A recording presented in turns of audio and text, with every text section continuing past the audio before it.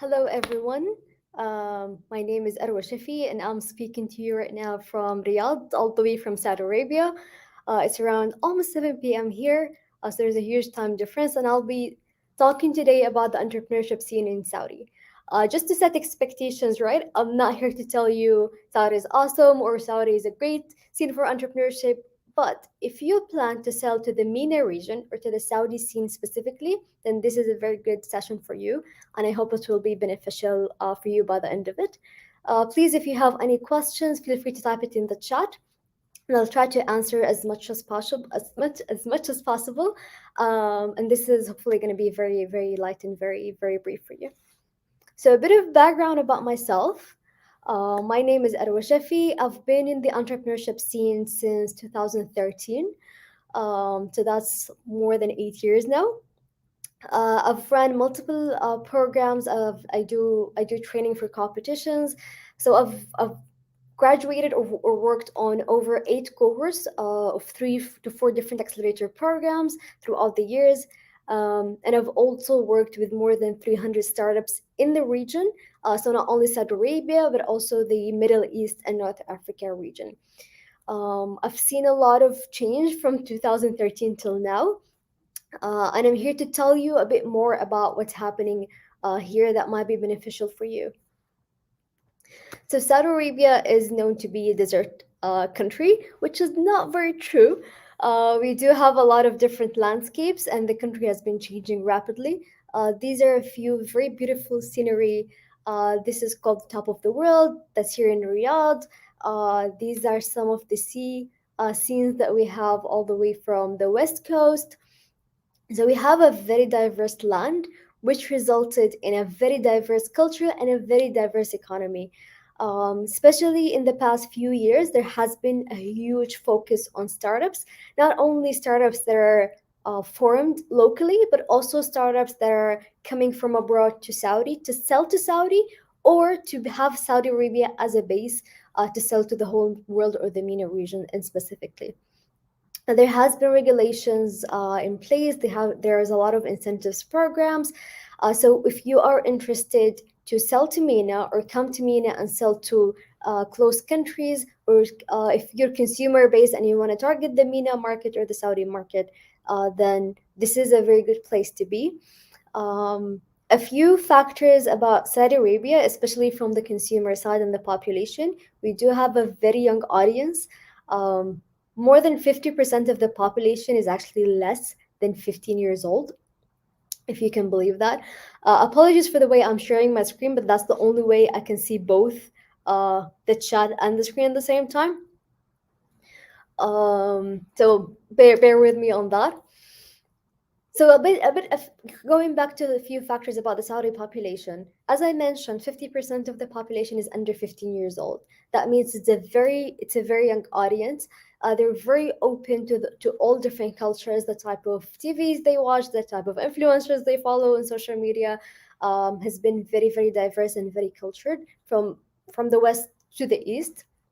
So that makes it a very open audience and a very open consumer to every new product or every especially new trends and technologies.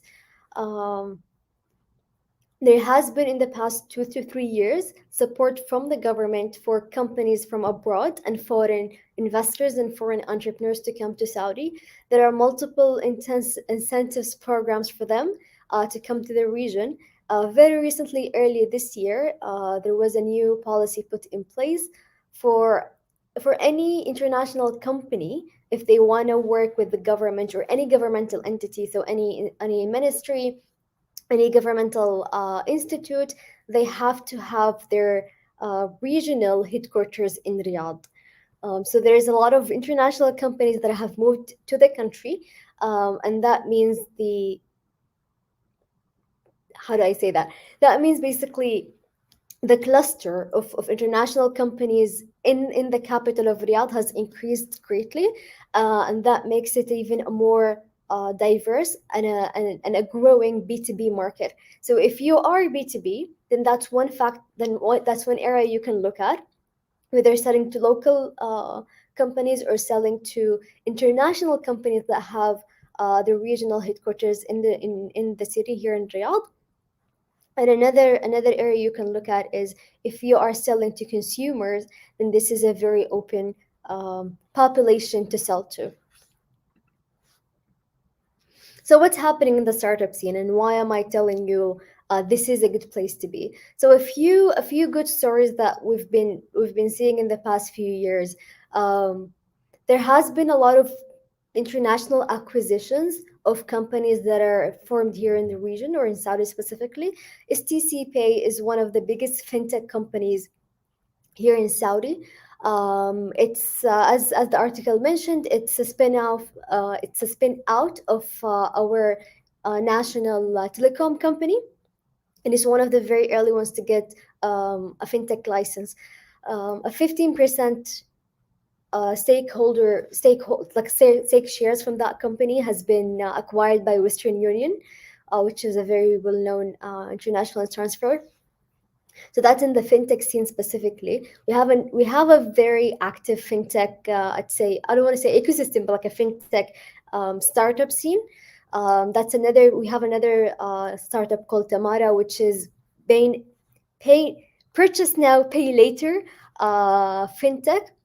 And a few months ago, they just closed one of the biggest Series A um, fundraising round in the region, so in MENA, not only Saudi, and it was led by Checkout.com, which is one of the biggest payment processes in the world. So a lot of we've been receiving a lot of international and global interest in terms of investments because of all of the movement and the regulation that are supporting startups grow. Another one of the biggest news, of course, is the Uber acquisition of Careem. Careem is the local equivalent of Uber. It started out of Dubai and then it moved to Saudi, and their biggest market became Saudi. And almost 2 years ago, it was acquired fully 100% by Uber. The two companies or the two applications still operate in the country, but now they've completely merged. All of these news I'm sharing with you is just an indicator of how the investment scene is very active. The startup scene is very active. We also have one of delivery applications going to IPO very, very soon, which is one of the very like our first startups to go to IPO locally, which is also big news. And there are a few other companies that are preparing to IPO in like our IPOB market. So if you want to learn more about the Saudi scene and the MENA scene specifically, so if you have a startup that you wanna explore the scene here, a few things to keep in mind is we do have a very active VC and angel investor ecosystem. Two ways you can get to learn more about that is through magnet.com, which is targeted toward all of MENA, not only Saudi Arabia. And then you have another personal blog for one of the investors called Hassan Al-Attar, which is the second link. But he has like a full-on directory of investors, accelerator programs, angel groups, support programs, etc. A few things to keep in mind: there are investors who focuses on investing in companies that are outside of Saudi, and there are other investors who focuses on investing in companies that are from out of Saudi but plan to come to Saudi, and some of them not necessarily required to come to Saudi at all. So it is. I highly encourage you, if you're interested, to explore some of the VCs and the investors that are listed on these websites. And again, feel free to reach out to me if you have any questions about that as well, and I'm happy to help. A few, as I've mentioned, there are a few accelerator programs that are targeted toward bringing talent and bringing startups from abroad to Saudi Arabia. One of them is called Taqaddam, which is the program I currently run. It's an annual program that we run once a year. We receive thousands of applications from all over the world. Our current cohort, we've accepted more than 60 startups. We had companies from all the way from Hawaii, and then all the way from the Middle East. We have Morocco, Jordan, of course, Palestine, and then we have of course a cluster of GCC countries that are participating. We are open to everyone and everywhere.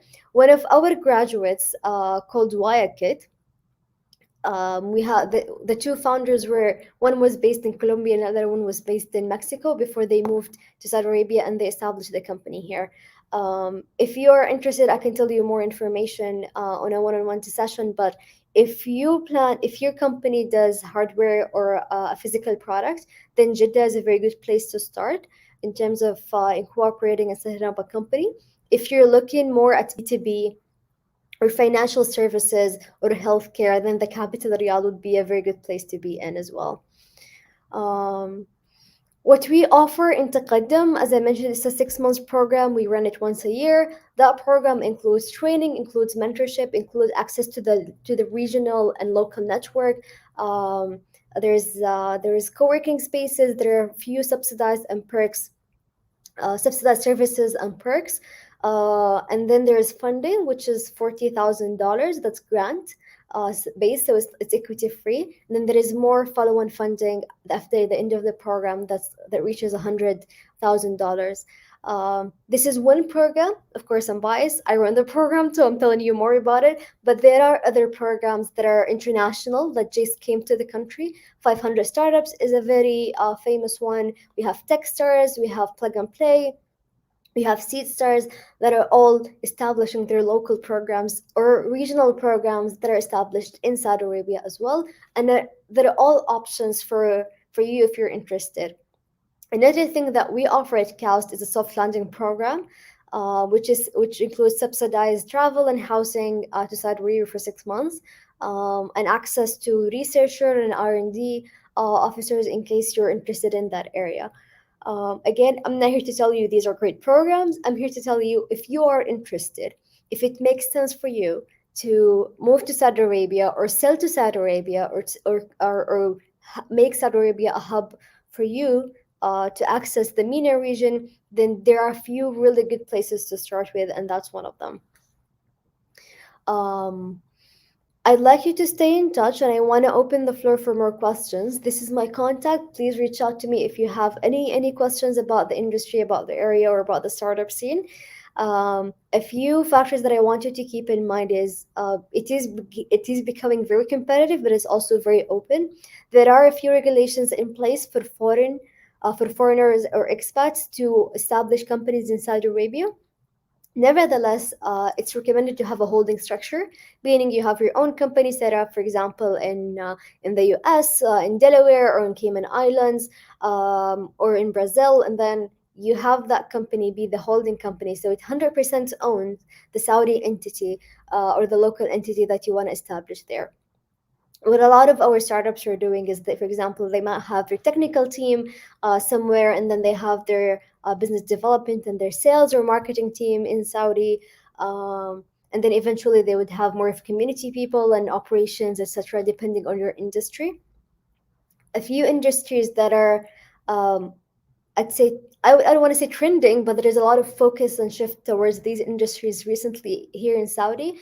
Fintech, of course, is one very big scene because there is a lot of regulations that moving towards support of that scene. There are a few policies that we're just rolling, and there is a sandbox that supports any new models for fintech. We also have a very active healthcare technology scene, and that's from providing the healthcare service in a new way, in insurance, in telemedicine, in teletherapy, in physiotherapy, or the hardware part, from manufacturing, 3D printing, human parts to other areas. And then there's a new shift towards, or new focus towards, the supply chain and logistics and retail. A lot of these three solutions are more software driven. So it's more of ARB systems or software solutions to tackle a specific problem. But we also have a new wave of companies that are doing like hands-on logistics support for different areas, and they're becoming more niche and focused. So that's one of the trends that we're seeing in the startup scene in Saudi, that we see more niche focused startups than generic ones. And when I say that, I mean, for example, you'll find a company that offers storage for SMEs that does food and beverages. So they provide cooling storage that's short term, for example. So it's this specific. They target a very specific customer segment in terms of how their size, and in terms of the starting offering is very specific, which is very different than what we were seeing years ago, where a startup would come and say, I want to offer all supply chain solution. Another thing we're seeing is a very diverse team, like a founding team. Rarely we find a founding team that's all Saudi. A lot of the founding teams would be from different nationalities that are in Saudi, and another new model that we're seeing, especially after COVID or during COVID, is the founding team would be scattered all over the world. So we'd have a co-founder from the East, some co-founder from Europe, another co-founder from Africa, and then we have a co-founder in Saudi. Um, so this is a model that we're also seeing, and a lot of investors and programs are okay with teams being fully remote, with teams being hybridly remote. So it's not a requirement for a company to be fully in Saudi for the whole founding team or the full team. There are some requirements, for example, to have an office if you need some type of licenses, etc. But it's not a requirement for the whole team to be here in the country. There is not a requirement for the whole team to be of certain nationalities or to be only Saudis. And as I've mentioned, there are programs that are focused towards including that diversity and offering a very flexible support plan. There are, if you want to incorporate in Saudi, there are certain routes that you go to. The fees have been waived for a lot of the licenses at the first 1 or 2 years, and the fees to establish a foreign entity or a foreign investor license has also decreased since from the past few years. So there's a lot of incentive now for startups specifically to open and to launch in Saudi. So this is my contact. If you're interested, please take a screenshot, and I would be happy to stay in touch and give you more information if you're interested. I hope this was beneficial, and thank you, Oli, and the WebCongress team for having me. It's been a pleasure. Thank you very much.